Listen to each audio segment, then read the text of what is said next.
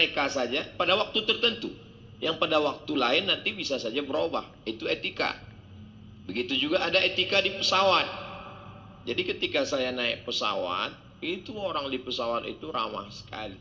Saya ini ustadz, jadi kalau naik pesawat itu saya nunduk, karena kita diajarkan ghaddul basar. Tapi dia nyapa kita, nomor berapa?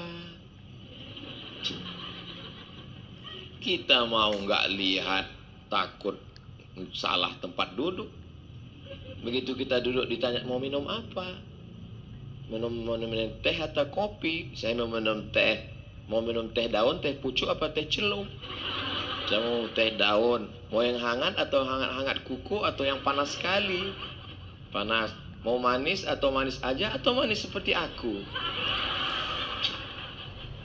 Ramahnya minta ampun, ya Allah. Tapi begitu sampai di airport,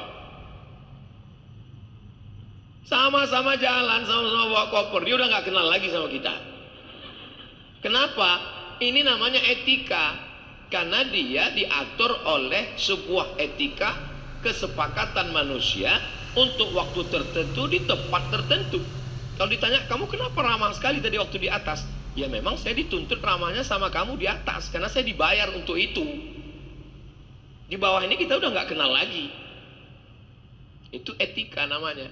Sedangkan akhlak, kata Ibnu Maskawai dalam kitab Tahzibul Akhlak, adalah malakatun fin nafsi, satu bakat, bawaan, tabiat dalam diri manusia, tadfa'un nasa, yang memotivasi orang untuk melakukan suatu perbuatan, min ghairi fikrin wala rawiyatin, tanpa proses berpikir dan tanpa pertimbangan. Itulah akhlak. Jadi kalau ibu punya anak, begitu ngelihat fakir miskin, dia langsung nangis dan dia bilang, "Ma, sepatu adik yang di rumah kasih ke kakak itu aja ya." Itu berarti sudah berakhlak tanpa proses berpikir. Cuman kadang anaknya nggak mikir, orang tuanya mikir. Jadi sebenarnya yang berakhlak anaknya atau orang tuanya? Anaknya udah berakhlak, orang tuanya nggak ada akhlak. Jadi anak itu adalah cerminan orang tua. Apa makna anak itu cerminan orang tua? Kita kalau bercermin, bagaimana wajah kita, begitulah yang terlihat di cermin. Jadi kalau ada orang heran, saya kok hitam sekali ya Pak Ustadz? Ya itu aslinya. Nggak mungkin wajah kamu hitam di situ glowing. Itu kacanya kaca apa? Kaca paling jujur. Walaupun kadang kaca nggak jujur. Telinga kanan terlihat di sebelah kiri. Makanya kalau kita dipoto dengan mirror, kaca, kita selalu kena fitnah. Ustadz kok minum tangan kiri? Ini selfie, bodoh. Ustadz ini kasar sekali ngomong. At-takabbur lil mutakabbir sodakoh. Kasar pada orang yang kasar, sodakoh. Nah, jadi kalau kita sudah paham, nggak usah latah pakai etika. Kalaupun mau pakai etika, Islamic ethic, Islamic morality, moral, etika, akhlak, ketiga-tiganya terkait dengan perilaku, tindak tanduk, sikap, perbuatan manusia. Bedanya, kalau moral dan etika buatan manusia. Boleh jadi kita dianggap tidak beretika di Mesir, tapi di tempat kita, orang Mesir boleh jadi dianggap tidak beretika.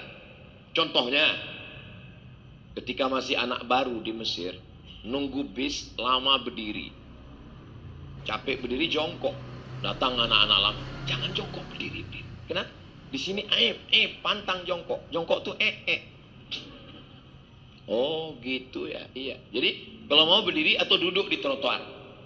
Anak Indonesia. Nanti kalau ke Kairo kelihatan yang duduk di trotoar itu anak Indonesia. Kalau naik taksi, itu anak Malaysia. Nggak usah lah kita lanjutkan cerita penderitaan ini.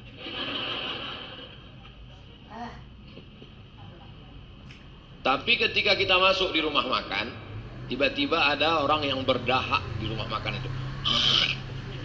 Dia keluarkan ke tisu dan dia masuk ke kantong. Itu bagi orang Mesir biasa aja, nggak apa-apa. Tapi kita 3 hari nggak makan. Kalau nggak percaya tanya sama Ustadz Yahya, itu alumni Mesir. Tapi ada di tempat kita yang biasa aja, bagi mereka pantang. Di tempat kita kalau kita makan ya biasa aja. Tapi bagi mereka kalau semua ngelihat kita, nah, itu. Betul tahu saya ya? Ketawa nih. Di tempat kita ketemu orang itu biasanya salaman cipika cipiki. Orang Mesir saking akrabnya dia pegang kepala kita. Tempat kita cobalah pegang kepala saya. Jangan coba. Bagi kita pegang kepala pantang, nggak boleh. Saya ketemu orang Mesir pegang Abdul Somad, kayak falu kata dia pegang kepala. Apa ini? Kita langsung marah. Ini dibayar zakat fitrah ini. Itu. Jadi boleh jadi di satu daerah itu sesuatu yang biasa. Kita pantang. Nauzubillah, nauzubillah. Kalau ada orang istrinya bisa dipeluk, dicium orang lain, pantang, haram, dayus. La yadkhulul jannata, enggak masuk surga, dayus. Siapa itu dayus? Alladzi la yagharu ala maharimihi, tidak ada rasa cemburu kepada mahramnya. Tapi kalau kita tinggal di Eropa, di Amerika, apa boleh buat? Mesti ikhlas. Karena bagi mereka itu sesuatu yang biasa aja. Tapi bagi kita secara agama, secara etik, enggak dibenarkan. Kecuali ada orang yang ke barat-baratan. Perilakunya barat, tindak tanduknya barat, rambutnya barat, buceri, bule cat sendiri.